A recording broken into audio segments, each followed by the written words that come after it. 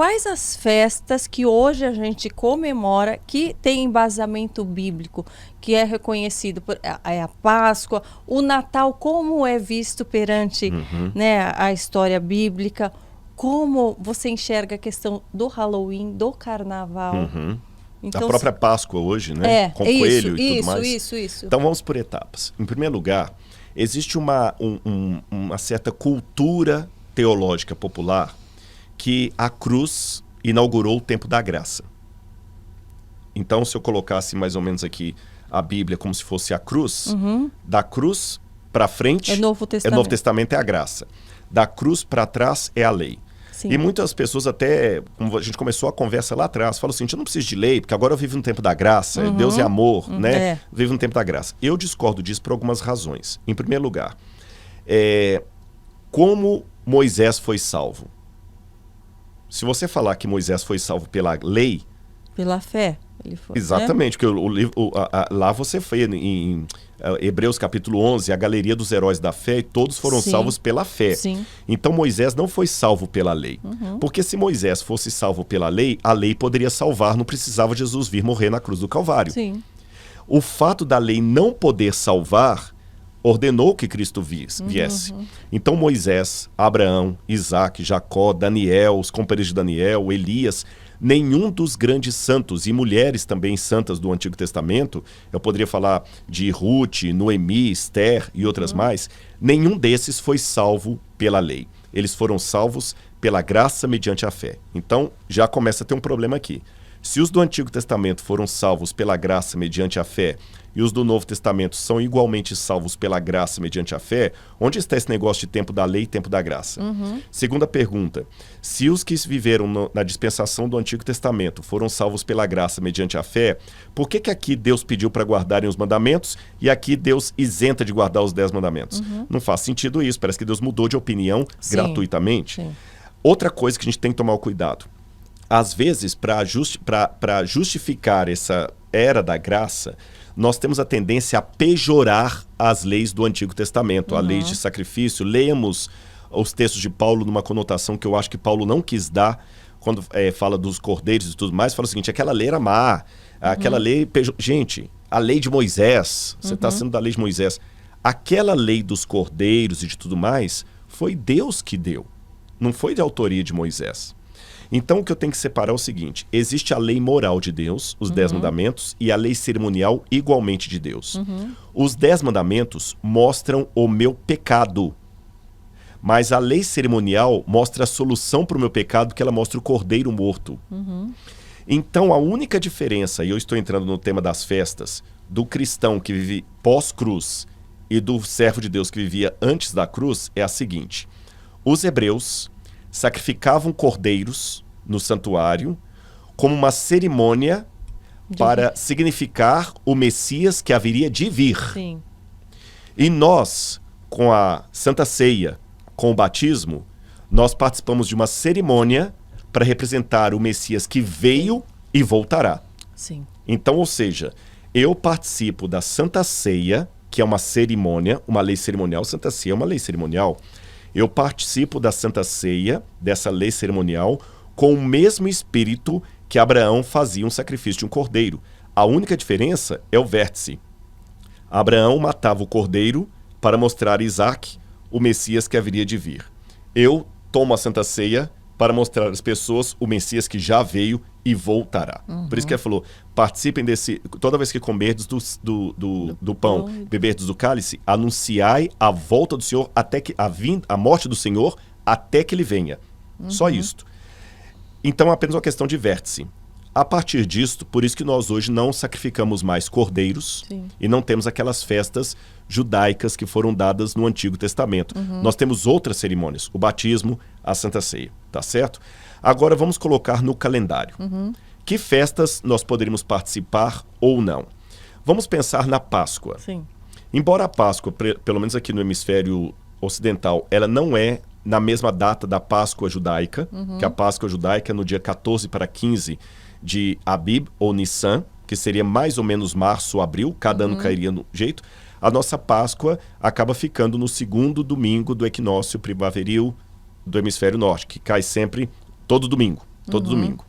Bom, a Bíblia não me manda guardar a Páscoa no Novo Testamento. Cristo é a minha Páscoa. Mas a Bíblia não me proíbe de usar uma festa popular para aproveitar e chamar a atenção do Cristo. Então, já que na Páscoa as pessoas estão, ainda que comprem ovos e coelho, celebrando de certa forma, aqui e acolá, sai a ideia da ressurreição de Jesus, então por que eu não fazer do coco uma cocada? Assim como a gente faz com novela. Já que o povo assiste novela, e se eu não colocar novela bíblica, eles vão assistir a novela da outra, cheia de coisa que não presta, ainda que a novela bíblica não seja perfeita, você mesmo apontou um detalhe aí muito interessante, a questão do beijo e tudo mais, mas convenhamos, se eu não colocar a novela bíblica, eles vão assistir outra coisa.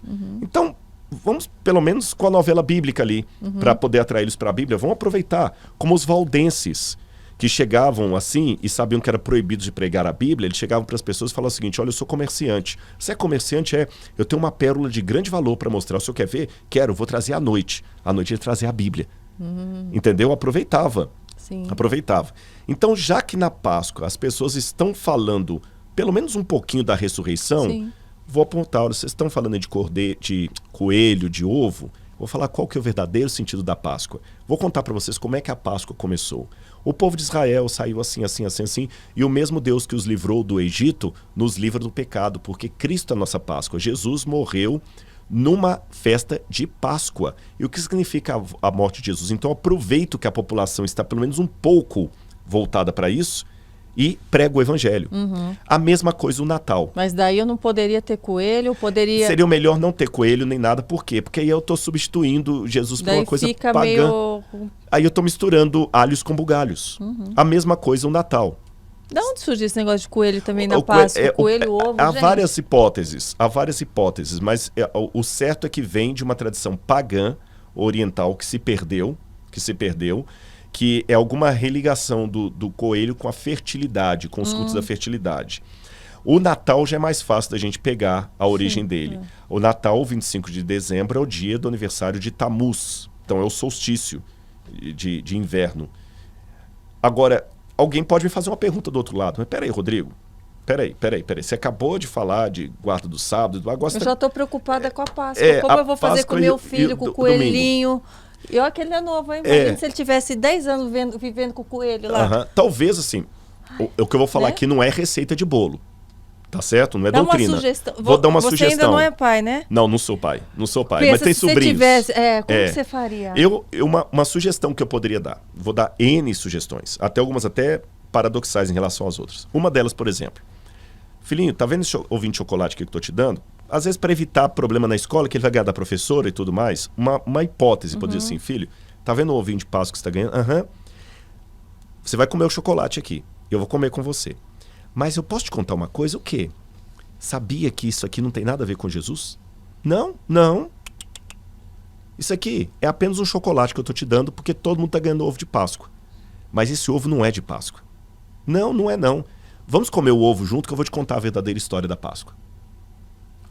Eu suponho, não sou pai, mas é uma hipótese, você está ensinando para ele a verdade separada do erro sem causar um trauma desnecessário. Agora vamos pensar o contrário. Não vou dar ovo de Páscoa. Aqui em casa não se come Páscoa. Aí ele chega na escola, todo mundo ganhando o ovinho da professora, ele não pode. Você tá entendendo? Ele não pode. Um dia ele vai ficar com raiva e falar o seguinte: quer saber, eu quero sair dessa igreja que só me proibiu de ter relações sociais. Eu sei que não é uma receita de bolo, como eu falei, e as regras não são tão claras quando falo com seres humanos, porque haverá situações também que você vai ter que prepará-lo para ser diferente. Para ser diferente. Mas aqui, para prepará-lo para ser diferente amanhã, será que Jesus ficaria ofendido de eu comprar um ovo? Você está entendendo? E comer o ovo com ele, falar: filhinho, tá gostando? Não, que delícia. Pois é, agora que interessante, filhinho. Eles chamam isso aqui de ovo de Páscoa. Mas isso aqui não é de Páscoa. Coelho bota ovo? Mãe, coelho não bota ovo, não. Pois é. Você quer saber de onde surgiu isso aqui? Isso aqui tudo foi uma forma de desfazer a verdadeira história da Páscoa. Quer que a mamãe te conte a verdadeira história da Páscoa? Não tem nada a ver com ovo. Então vamos comer o chocolate, que eu vou te contar. Ele vai associar agora o chocolate que ele comeu ao momento agradável com a mãe, em que a mãe aproveitou para desfazer um mito na cabeça dele. Às vezes é melhor do que falar, não pode, não vai comer, acabou. É igual algumas religiões que depois a pessoa espana, tá certo? Vamos falar do Natal. A mesma coisa. O Natal tá lá, todo mundo ganha presente, Papai Noel, aquela coisa toda, né? Filhinho, as pessoas... Você sabe que Jesus não nasceu em dezembro, né? Mas a gente não sabe que dia Jesus nasceu. Eu deduzo que pode ter sido pelo mês de outubro. Depois eu explico por que a gente chega a essa conclusão. Mas a gente não tem uma coisa para bater o martelo. Mas dezembro com certeza não foi, por várias razões. Mas, filhinho, Jesus não nasceu em dezembro. Mas como a gente não sabe o dia exato que Jesus nasceu e todo mundo colocou simbolicamente o Natal, o nascimento de Jesus nesse dia, então vamos fazer uma coisa? Vamos mostrar para o mundo qual que é a verdadeira forma de agradar a Jesus? Mamãe, como? Olha, você já viu que no Natal todas as crianças ganham um presente? Mamãe, eu também vou ganhar, né? Vai, porque todas as crianças vão ganhar e você é um bom menino, por que eu vou te impedir de ganhar presente no Natal? Só que nós vamos dedicar um presente para Jesus e não para Papai Noel. E como é que eu dedico, mamãe? Todo presente que você ganhar, você vai ter que escolher um dos seus brinquedos para a gente levar para uma criança pobre que mora aqui perto. Você que vai escolher. Eu já sugeri isso para alguns pais, Karine, e deu muito certo. Eles e falam a explicação que as crianças... do Papai Noel em si? Porque meu filho, por exemplo, ele já sabe qual é o verdadeiro sentido do Natal. Do Natal. Sim. Mas da figura do Papai Noel. Não, do Papai Noel não. Não, que você falou... Do nascimento. Do nascimento, que você falou do Papai Noel. Ele já então sabe, né? O Natal, então, a gente vai comemorar o nascimento. É tipo um aniversário de Jesus. Exatamente. Que a gente todo ano comemora um aniversário. Isso ele já entendeu e ele está super animado. Agora, ele ainda não perguntou, mas o que o Papai Noel tem a ver com isso? Aí você Eu pode já estou esperando essa pergunta. Você pode explicar para ele o seguinte. É lógico que numa linguagem infantil, né? Olha, o Papai Noel é o seguinte... Há muito e muito tempo atrás, tinha um homem chamado Nicolau. Esse homem era um homem bom, Ele pegava um dia do ano, e ele pegava presentes e dava para todas as crianças pobres. Ele pedia um homem que... Naquela época, Henrico, não tinha brinquedos de plástico e fábricas como tem hoje. Tudo era feito assim, um a um. Então, quando uma criança queria um carrinho, alguém fazia o carrinho para ela de madeira. Aí ele pegou e foi ao homem que fazia peças de madeira e falou assim, você pode fazer uns 2 carrinhos para mim? E ele fez. Ele foi atrás de um outro que fazia outras coisas. Ele foi atrás de uma mulher que fazia artesanato e falou assim, faz umas bonecas para mim de pano. Ela fez as bonecas. Aí aquele homem chamado Nicolau, que ele amava muito Jesus, percebeu? Ele amava muito Jesus. Ele pegou, colocou todos esses brinquedos dentro de um saco e foi distribuir na vila entre as crianças pobres, para uma noite no ano, todas elas poderem ficar felizes com os presentes que muitas delas não tinham dinheiro para comprar. Aí, durante muito tempo, foram fazendo isso. E quando o Nicolau morreu, as pessoas continuaram fazendo isso. Mas aí aconteceu uma coisa muito triste que eu tenho que contar para você. Mamãe, o que aconteceu? Você sabe que o inimigo de Deus quer atrapalhar tudo que Deus faz de verdade. Ele quer sempre fazer uma cópia barata. Você já viu que quando você faz um brinquedo legal que você quer que a mamãe compra, às vezes tem uma cópia dele que vende lá na rua, que é fraco, que você pega e quebra? Ele já deve ter noção que tem o de linha e o falsificado. Sim. Pois é, o diabo faz brinquedos falsos. Aí o comércio começou a pegar o Nicolau e transformar o Nicolau num deus. E aí ele passou a ser o grande Nicolau. Aí eles pegaram um dia em que um deus pagão nasceu e falou, vamos comemorar aqui o dia de São Nicolau. E o São Nicolau foi virando agora um deus, coisa que ele não era. E quando o comércio chegou, o comércio pegou e desenhou um velhinho de barba e passou a chamá-lo de São Nicolau. E outros chamaram de Papai Noel, o papai do nascimento. Veja bem, Henrico, que coisa triste, uma história que começou bem e como é que o inimigo foi distorcendo. Agora, o que a gente pode fazer hoje para retomar aquele espírito do Nicolau lá atrás? A gente pode comemorar o aniversário de Jesus. Como a gente não sabe que dia é o aniversário de Jesus, a gente comemora no dia de todo mundo, aí no dia 25 de dezembro. Agora, como é que a gente pode homenagear Jesus dando presente para Jesus no dia do aniversário dele? fazendo o que Nicolau fez. Então vamos fazer o seguinte, o que você quer ganhar no dia do aniversário de Jesus? Eu quero ganhar uma bicicleta. Então tá bom. Olha, você vai ficar feliz com a bicicleta, não vai? Vai. Você é um bom menino, você merece a bicicleta. Agora, quanto você acha que vale uma bicicleta? Tanto, mamãe. Sua alegria é tanto. Então, tem crianças que não têm uma bicicleta como você. Eles não têm nem mamãe nem papai. Será que a gente não pode homenagear Jesus através dessas crianças? Então, tudo que mamãe te der, você vai tirar alguma coisa para dar de presente para Jesus. E é interessante, ele ganha e dá. E todas as casas que eu já contei essa história, nesse caso eles não é escolhem os indicado nem melhores. ter as imagenzinhas de Papai Noel, Eu sugeriria fazer foto que não. com Papai Eu Noel. sugeriria que não. Eu sugeriria que não. Porque senão a cabeça da criança vai ficar confusa. Porque se você explicou para ele que aquilo é um erro, e ele vai tirar foto com aquilo, ele vai falar, mas isso é um erro, por que eu tô tirando foto? E criança não tem trava. Ele vai falar assim, a mamãe falou que isso é errado. Você tá entendendo? Então, eu acho assim, tem que mostrar para ele por que ele não tá tirando foto com o Papai Noel, de uma maneira que ele entenda, mas também colocando uma delicadeza para que não demonize outras crianças, a ponto de ele ficar o insuportável na sala de aula. Lembra o exemplo que eu dei da Páscoa? Ao invés de demonizar o coelhinho e o ovo, eu como o ovo com ele e conto a verdadeira história. Eu acho que a gente ganha muito mais os jovens e as crianças e as pessoas enaltecendo a verdade do que apontando somente o erro. Há evangelistas que querem pregar a palavra de Deus só apontando os erros, os escândalos. Você entendeu? O erro, o erro, o erro, o erro. Você pode olhar que Jesus, no escopo dele, embora ele também denunciasse os desmandos e tudo mais, na maior parte da mensagem de Jesus, Jesus pregava enaltecendo a verdade. Conhecereis a verdade e a verdade vos libertará. Jesus falava pouco do diabo. E tem gente que fala mais do diabo do que tudo. O diabo quase não aparece nas cenas de Jesus, poucas vezes quando tinha alguém endemoniado ou quando ele estava no deserto. Jesus falava do Pai. Jesus falava do Pai. Ao invés dele apontar para a mulher adúltera o adultério, ele apontou para ela o perdão. Ao invés de apontar para os fariseus o erro deles, ele apontava o amor. Então vamos enaltecer a verdade. Então ensina para a criança a verdade. Ele mesmo não vai querer tirar foto com o Papai Noel. Ele mesmo vai chegar a essa conclusão. Mamãe, se é assim, então eu não quero tirar foto com o Papai Noel, não. Não precisa nem de você falar, você não vai tirar. E assim vai construindo as coisas. Agora eu sei que alguém pode estar fazendo uma perguntinha em casa que eu até pensei que você ia fazer. Qual? Rodrigo, mas vem cá, tudo bem, você deu uma forma diferente de celebrar o Natal, a Páscoa, mas isso é pagão. Um cristão não deveria ter nada pagão no escopo dele. Se a gente levar isso a fogo e ferro, Karina, a gente vai ter um problema muito sério. Sabe por quê? Por exemplo, os meses do ano são de origem pagã.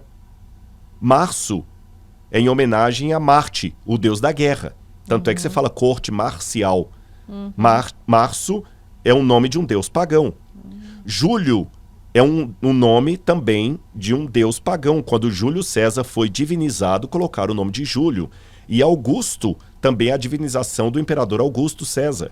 Então Augusto também foi divinizado. Augusto foi o primeiro imperador romano, porque César não chegou a ser imperador. Quando você fala janeiro, janeiro vem do Januarius, em latim, que é em homenagem ao deus Janus, o deus das portas. Fevereiro é o pior dele, é em homenagem ao deus dos infernos. Por isso que fevereiro vem da mesma raiz da palavra ferver, febre e tudo mais. Então, abandonar uma coisa simplesmente porque ela tem origem pagã cria uma situação que não é sóbria, é esquisita. Eu também não posso celebrar aniversário, porque aniversário também tem uma origem pagã. Eu não posso celebrar, eu não posso chamar o janeiro de janeiro, porque eu estou evocando o nome de uma divindade pagã, e muitos de nós vamos ter que mudar os nossos nomes. Se tiver alguém nos assistindo que se chama Márcia, ela vai ter que pedir no cartório para mudar o nome dela, porque Márcia é o nome de um deus pagão. Você entendeu? Se alguém se chama Diana, também vai ter que mudar o nome, porque Diana dos Efésios era uma deusa, a deusa da caça e das mulheres de parto, do parto lá. Então vamos mudar o nome de todo mundo. Então a gente não pode... Quem fala em espanhol ou inglês, chama até hoje o sábado de Saturday, dia de Saturno. Tudo é pagão. Tem um monte de coisa pagã que a gente usa. Você tá entendendo? Até cosméticos. Você tá usando cosméticos aí. Cosmético vem de cosmos, mundo, né? Coisa mundana.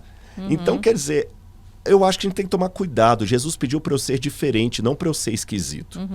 Quando eu digo ser diferente, tomar cuidado e equilíbrio, não é no sentido de passar panos em trazer mundanismo para a igreja, mas ter bom senso. Eu estou dando várias dicas aqui de filmes e acho que eu vou dar mais uma aqui. Eu estou amando a série Chosen. Ah, eu assisti. Assistiu?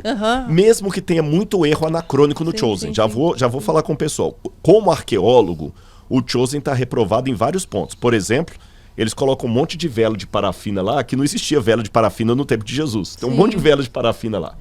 Mas eu deixo o arqueólogo de lado e assisto o Chosen apenas como espectador. Gente, parabéns. Eles colocam Jesus de uma maneira... Por exemplo, o milagre de Caná da Galileia.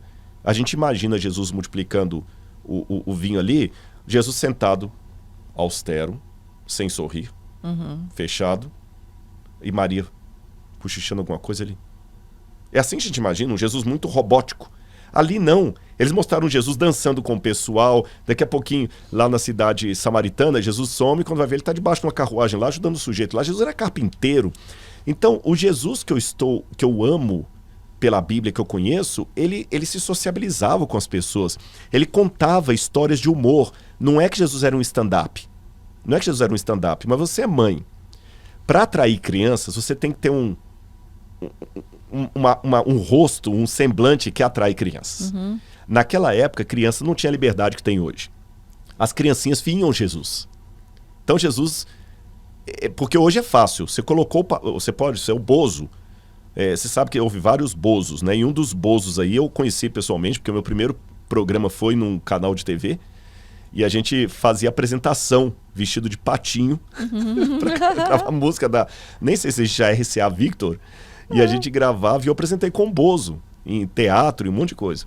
E o Bozo da época, que eu ouvi vários Bozos, era um camarada que tinha muitos problemas. Depois ele até se converteu. Mas eu o conheci antes de converter. E ele era um camarada que ele era terrível. Ele vivia à base de drogas, promíscuo, sem graça. O camarada era um grosso ali. Mas apesar de ser um grosso, quando ele botava a roupa de Bozo, a criançada toda vinha. Sim. Mas na época de Jesus não existia Bozo. Sim. As crianças eram tiradas de frente dos adultos. E mesmo nesse contexto, as crianças vinham a Jesus. Então, Karina, eu não posso imaginar Jesus uma pessoa que não fosse alegre. Algumas das parábolas de Jesus começam assim: qual dentre vós, tisrohimin em grego, qual dentre vós é o início de uma charada bem-humorada? Quando Jesus falava o seguinte: é mais fácil passar um camelo no fundo de uma agulha, isso era engraçado para o humor da época. Repito, Jesus não era um stand-up, um comediante barato, mas ele atraía as pessoas com um sorriso, sabe? É como eu falei, Jesus pede para eu ser diferente, não para eu ser esquisito. E Jesus às vezes ganhava o coração das pessoas pedindo um pouco d'água, participando de uma festa de casamento. Os radicais religiosos não aceitavam aquilo. Esse camarada é glutão e come com pecadores. Eu falo, engraçado, veio João Batista e jejuava, vocês falavam que tinha demônio. Veio o Filho do Homem, come e bebe, vocês falam que ele é glutão e bebedor de vinho. Né? Mas até que ponto a gente se sentir à vontade ou frequentar ambientes que às vezes não tem a ver com a nossa fé, só para a gente poder, né, sociabilizar e participar? Onde está o limite dali? Boa pergunta. É difícil. Né? Então, levado a extremo, eu vou agora ao Rock in Rio, todo mundo lá, eu tô lá com Jesus, né? E aí, por exemplo, o Halloween, que é algo que eu nunca gostei de participar, mas hoje, tendo um pouco mais de entendimento, eu não me sinto à vontade de participar. É algo que, para mim, me dá uma sensação ruim só de ver fotos e pessoas participando, mas a gente vê pessoas que se denominam cristãs. Vestindo os meninos de caveirinha. Vestindo as crianças com sangue, vestindo o marido baleado, se vestindo de caveira, botando túmulos na porta de casa. Até que ponto isso é considerado uma brincadeira, isso não é sério? Até que ponto a gente deve participar disso? E mesmo assim, isso não demonstra que a gente está deixando de lado a nossa fé? Eu não sei se é falta minha de entendimento. Não, você está correta. E eu também não quero julgar quem faz, mas eu quero entender. Vamos por etapas. Eu vou até pedir a sua licença e vou responder de uma tacada, o Halloween e o Carnaval. Vou colocar os dois juntos ali. Sim. Né? Qual a diferença do Halloween e Carnaval para Páscoa e Natal, que eu defendi uma participação moderada para até participar para o evangelismo. Sim. A pergunta é o seguinte: a Páscoa é uma distorção da verdadeira Páscoa. O Natal é uma distorção do verdadeiro Natal. Existe um sentido. Então existe um sentido bíblico a ser resgatado. O Carnaval e o Halloween não é distorção de nada. É uma criação. É uma criação satânica. Então não há o que resgatar. A diferença para mim é muito nítida. A Páscoa, eu tenho que resgatar o verdadeiro significado da Páscoa. O Natal, eu tenho que resgatar o verdadeiro significado do Natal. Então, em que pese a Páscoa ter um invólucro pagão e o Natal também, eu vou, com sabedoria espiritual, tirar o invólucro pagão de ambas as festas para recuperar o verdadeiro sentido do nascimento e da morte de Jesus. Com relação ao Halloween e ao Carnaval, não há o que ser resgatado. O Carnaval começou com as festas de Baco, o deus do vinho. Daí vem a palavra bacanal. E até foi uma coisa triste, tanto com o Carnaval como com o Halloween. Aqui foi muito triste. Aqui, a igreja tentou cristianizar coisas pagãs para não perder o público pagão. Aonde? Você disse? No Carnaval e no Halloween. Olha o sentido contrário. A Páscoa e o Natal eram cristãos e foram paganizados. Outra foi invertido. O outro era pagão que foi cristianizado. O sinônimo não é igual. Mas o Carnaval foi cristianizado? Foi. Por De quê? que maneira? Vou explicar.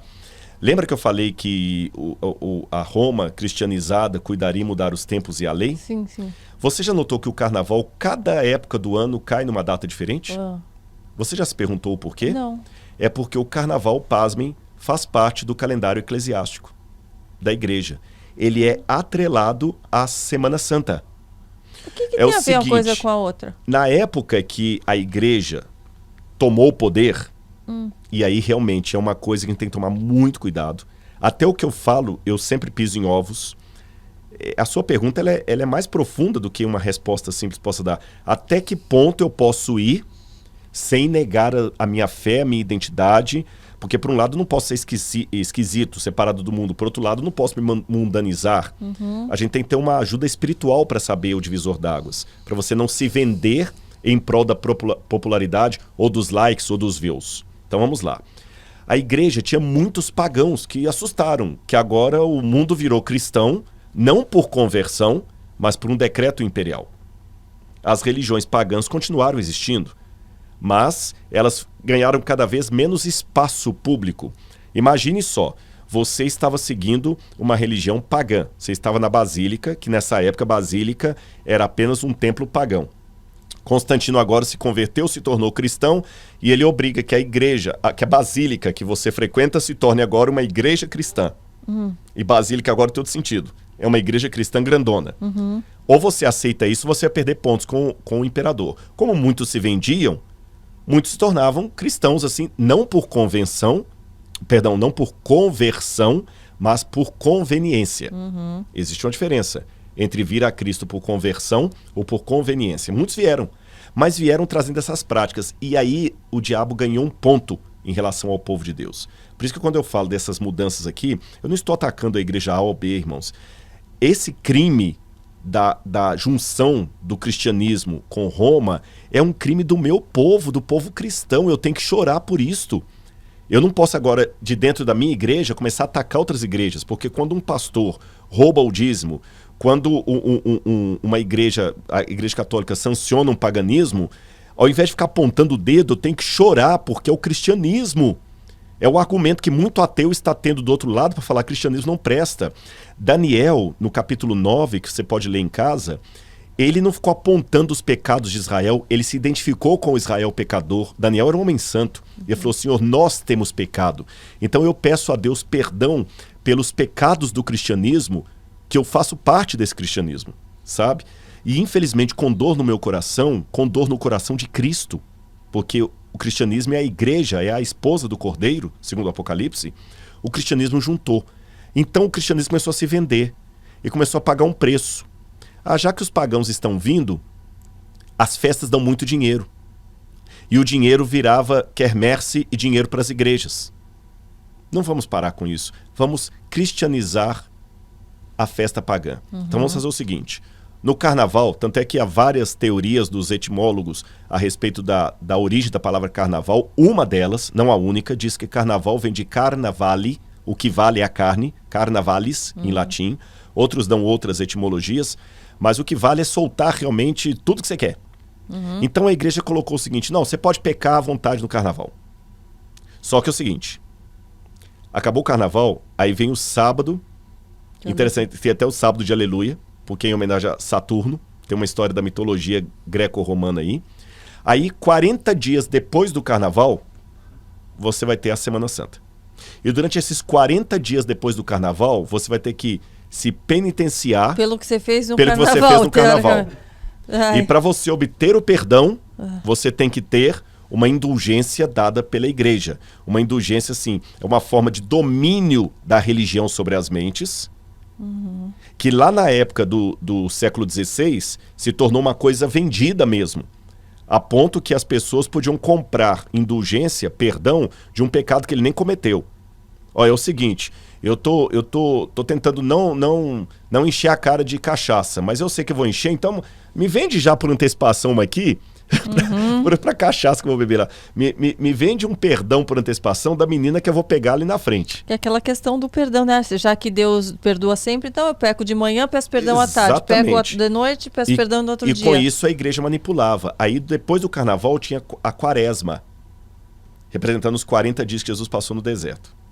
Aí você tem o domingo de cinzas. Lembra de que és pó e ao pó te tornar. E depois, quarta-feira de cinzas. Quarta-feira né? de cinzas, desculpe. E aí vem justamente a Semana Santa. Então, e a Semana Santa que é o solstício de primavera. Então ele pega a Semana Santa, conta 40 dias antes, é o carnaval. Que vai dar sempre numa quarta-feira. Por isso que o carnaval todo ano cai em datas diferentes, mas sempre segunda, terça e quarta, dia 4 de cinza, sempre assim. Então atrelaram o carnaval, a festa de Baco, ao calendário eclesiástico como uma maneira de ter as pessoas ali. O Halloween foi algo semelhante. É do carnaval ainda, e para alguém que chega e fala assim, olha, mas no carnaval, tudo bem, é festa, o povo que vai liberar a carne, mas eu não vou. Eu vou só me vestir de borboleta colorida e vou botar uma música alegre, jogar um confete aqui em casa. Onde está? Onde estaria o bom tempo?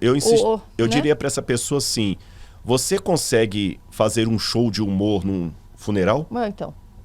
Tem como ser um stand-up num funeral? Tem como você ir de vestido de noiva para um lugar cheio de lama? Fala assim, não, vem cá, mas eu não estou me lameando.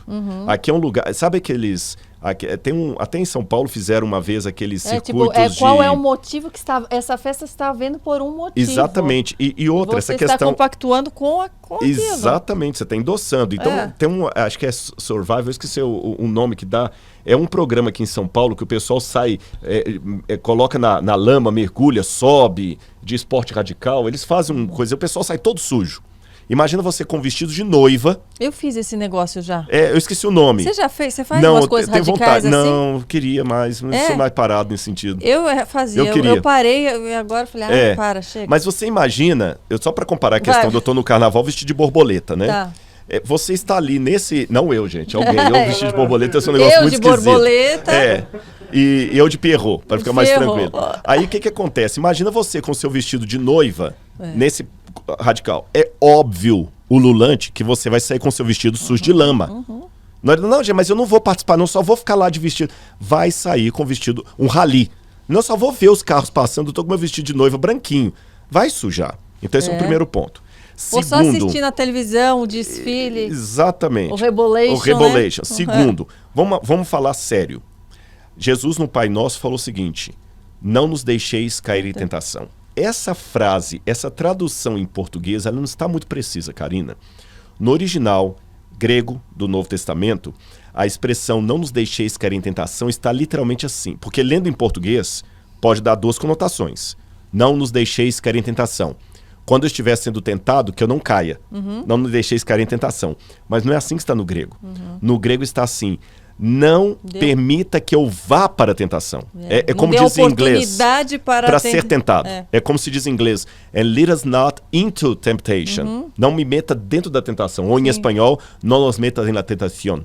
Não nos metas em la tentación. Assim que é a tradução melhor. Não nos deixe, não busqueis. Não busque a tentação.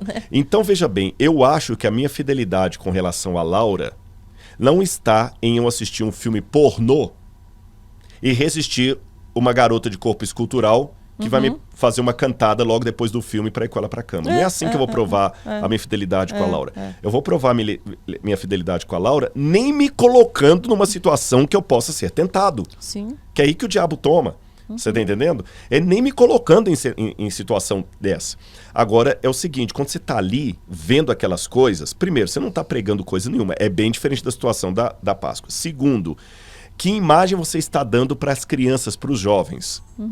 Se papai pode, se mamãe pode, por que eu não posso também? Tá certo? Então isso vale para o carnaval e vale também para o Halloween. O Halloween, pasmem, já que eu falei da questão católica, o Halloween já veio por um batismo de um paganismo feito por protestantes. Especialmente nos Estados Unidos, os puritanos. Muitos que eram descendentes dos puritanos, de Nariz Azul, de Massachusetts. Tinha a questão da caça às bruxas e resolveram dar uma cristianização. Ou seja, aquilo que o catolicismo fez com o carnaval, o protestantismo norte-americano fez com o Halloween, que era o Dia dos Mortos. Que era o Dia dos Mortos. Você sabe que o Dia dos Mortos ele começa por causa do Dia de Todos os Santos. Na Igreja Católica você tinha um dia, que cada dia tem um santo do dia, mas havia mais santos do que dias no calendário. Então a Igreja Católica colocou o dia juntou no dia 2 de novembro, sempre é o dia de Todos os Santos, para a gente pegar aqueles que a gente não conseguiu. E como os santos são pessoas que já morreram, acabou também ficando o dia de finados. Então aproveitar para homenagear também os finados. Aí no protestantismo americano começou a virar uma piadinha, uma brincadeira e tudo mais o Dia dos Mortos, que é o Halloween, que é nessa época que vem. Agora veja bem, a Bíblia fala, não consulteis os mortos. Jesus falou bem claro quando o povo hebreu estava entrando na Terra Prometida. Não haverá entre vocês pessoas que façam o filho passar pelo fogo, nem necromante, nem quem consulte os mortos. Não haverá isso. Mas eu não estou consultando, só estou brincando. Aí entra aquele lance que você falou do beijo. Não se deparar, não procurar imagens do que se refere à morte. E ali está tudo ali. Você está invocando a morte o tempo todo. Você tá entendendo? Você tá evocando a morte. Pra mim isso é tão claro. E é tão absurdo. E outras, são coisas que vamos tirar da brincadeira e vamos colocar na vida real. Então, eu falei, gente, você imagina? Eu falo, as pessoas veem uma pessoa caída num acidente de carro, estraçalhada no chão, morta de sangue, ficam chocadas, falam, nossa, que horror. Imagine se fosse alguém familiar ver naquela situação. E daí brinca com isso? Se ensanguenta naturalmente, se fere, se... É uma loucura. Quando morre alguém, a pessoa fica em choque, fica, poxa, faleceu tal pessoa. E daí você vai brincar com isso? Na sua casa, você vai transformar aquilo numa mansão mal assombrada? E posso dar uma fonte não bíblica de alguém muito sábio que falou contra essas coisas, ou coisas que poderiam virar isso? Muito antes de existir Halloween, ou Carnaval, existiu um homem chamado Sócrates. E Sócrates, você sabe, Sócrates não deixou nada escrito. O que a gente tem escrito de Sócrates vieram de seus discípulos, especialmente Platão. E tem os diálogos de Sócrates que Platão escreve. E um dos diálogos de Sócrates orienta os seus discípulos contra a poesia. E antes que alguém fique assim, puxa vida, então não posso ler Clarice Lispector, nem Machado de Assis, nem Cora Coralina. Não. Quando Sócrates falou da poesia, ele falou justamente do mal que a poesia fazia em desvirtuar os sentimentos reais, trocando-os por sentimentos artificiais. Olha a sabedoria de um cara que viveu há pelo menos 2.300 anos, 2.400 anos quase. Eu falo, o diabo é marqueteiro, né? Exatamente. Ele tem uma técnica de marketing ali. Exatamente. Que parece, mas as crianças se divertem tanto. Muito acharam tão legal isso. Aquele fantasminha passando. Aí elas se riram tanto. Que mal há nisso. Mal há nisso. Então, o Sócrates falava o seguinte, vocês já viram o Adimanto, que ele fala com os discípulos dele, né?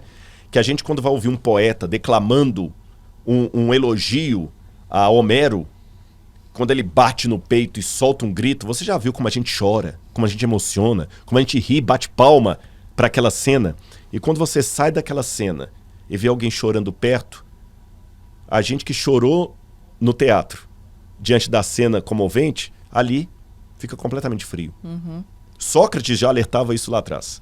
E o que eu vejo? Muitas vezes as pessoas pegam isso aí e pensam, é só uma brincadeirinha infantil. As crianças começam a pegar a verdade.